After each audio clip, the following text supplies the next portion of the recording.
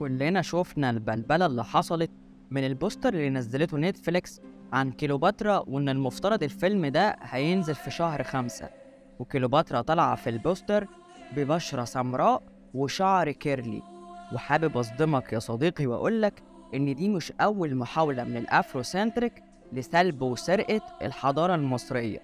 فتعالى كده أنا وإنت نشوف الحكاية من البداية.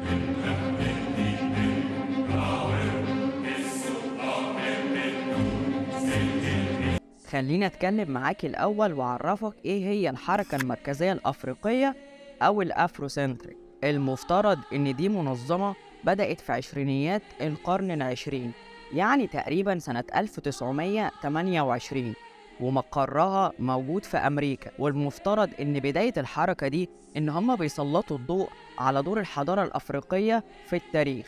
لحد هنا مفيش أي مشاكل. ومن أهم محاضريها ومناظريها موليفي أسانتي والسنغالي أنتا ديوب. أنتا بقى كان عامل كتاب باسم الأصول الزنجية للحضارة المصرية. الكتاب ده اتنشر سنة 2008 وكمان مترجم للغة العربية. وبدأ الأفروسنتريك يدعوا إن المصري القديم من ذوات البشرة السمراء ودول أنقياء الدم، أما المصري المعاصر اللي هو إحنا يعني لا نمت للمصري القديم بأي صلة، وإن إحنا نتاج الاحتلال الأوروبي اللي حصل على مصر. ده ما اكتفوش بالحضارة المصرية، ده كمان قالوا إن الحضارة المغربية والحضارة القرطاجية اللي هي تونس هم كمان من ذوات البشرة السمراء. ومن أهم أهداف الحركة دلوقتي القضاء على العرق الأبيض في أفريقيا. ومن ضمن مظاهر التشويه وسلب الحضارة المصرية إن هم عملوا تصوير لنفرتيتي وإخناتون وهم من ذوات البشرة السمراء. وكمان قالوا إن الملكة تي زوجة أمنحتب الثالث من الأسرة ال18 هي كمان من أصول أفريقية ومن ذوات البشرة السمراء. ده كمان ادعوا إن علماء المصريات الحاليين بيلونوا المقابر والآثار باللون الأبيض عشان يخفوا الحقيقة، وإن هم بيكسروا أنوف التماثيل لإخفاء الملامح الأفريقية.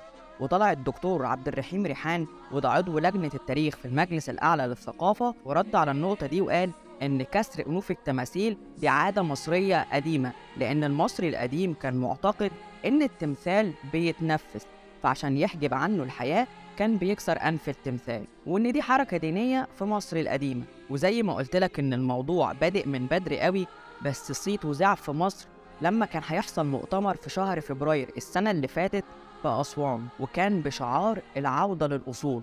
وحصلت بلبلة كده على السوشيال ميديا ورفض وشكاوى كتير، فالمؤتمر اتلغى. ومن أقوى الأسلحة اللي بتروج لفكر الأفروسنتريك القوة الناعمة اللي هم السوشيال ميديا والمشاهير.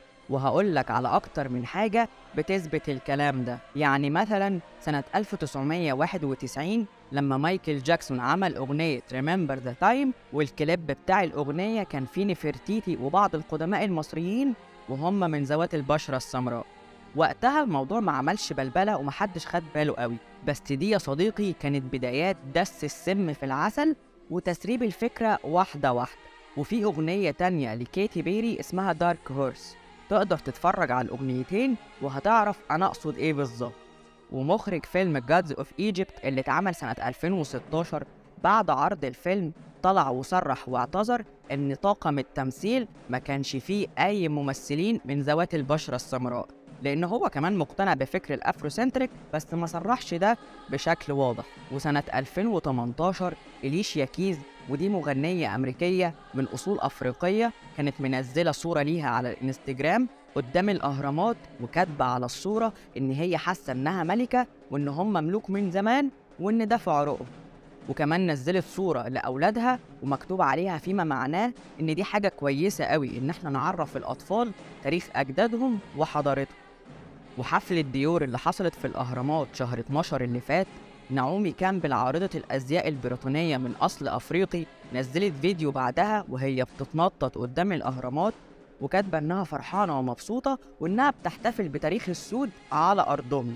وبالنسبة لجزئية فيلم نتفليكس، حابب أقولك يا صديقي إن كليوباترا السبعة من سلالة البطالمة.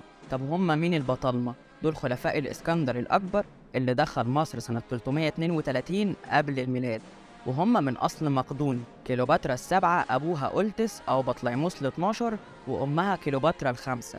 والاتنين متجوزين وفي نفس الوقت اخوات، وابوهم بطليموس العاشر.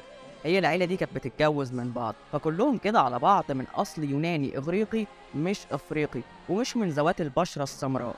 وطلع دكتور حسين عبد البصير، ده عالم آثار وفي نفس الوقت كاتب وروائي، واتكلم في جزئية الفيلم وأكد وقال إن كليوباترا من أصل يوناني إغريقي، وإنها كانت من ذوات البشرة البيضاء وعينيها كانت ملونة، وإن اللي بيحصل من نتفليكس ده عبث في التاريخ.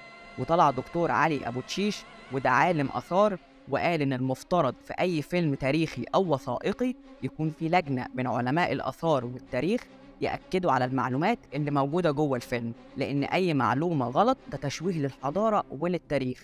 هتيجي تقولي يعني هو اللون يعتبر خطأ؟ أكيد. هل ينفع إن احنا نعمل فيلم الأوباما ونجيب واحد بشرته بيضاء؟ احنا كده بنلغي الهوية. هتيجي وتقولي هو اللون جزء من الهوية؟ اللون جزء من الهوية. وفي ناس هتيجي وتقول يا عم ده شوية كلام على السوشيال ميديا يعني وفيلم، ما تكبرش الموضوع قوي. حابب أقولك يا صديقي، الفكرة المزيفة لو ملهاش رادع مع الوقت هتكبر وهتبقى حقيقة، وإن الحقيقة هتندثر. وللأسف الشديد في مصريين وعرب وطالعين فرحانين ومبسوطين بالفيلم اللي نتفليكس بتعمله، وبيقولوا إن نتفليكس بتعرفهم الحقيقة. يعني معنى كده إن في ناس كتير جدا جهلة بالحقيقة بتاعة تاريخ بلادها. فأتمنى الناس كلها تقرأ تاريخ وتعرف بلدها كويس وحضارتها، عشان ما نجيش نعيط بعد كده ونقول الحضارة راحت فين. وأتمنى إن يكون في رد قوي ورادع من الحكومة وعلماء الآثار لوقف المهزلة دي. وحابب أختم كلامي بجملة عظيمة قوي قالها زياد زين: الموضوع مفهوش لون رمادي، لأن العبث في أصولك لخلق حق في أرضك أمر لا يحتمل النقاش. وبس يا سيدي، هي دي كل المعلومة.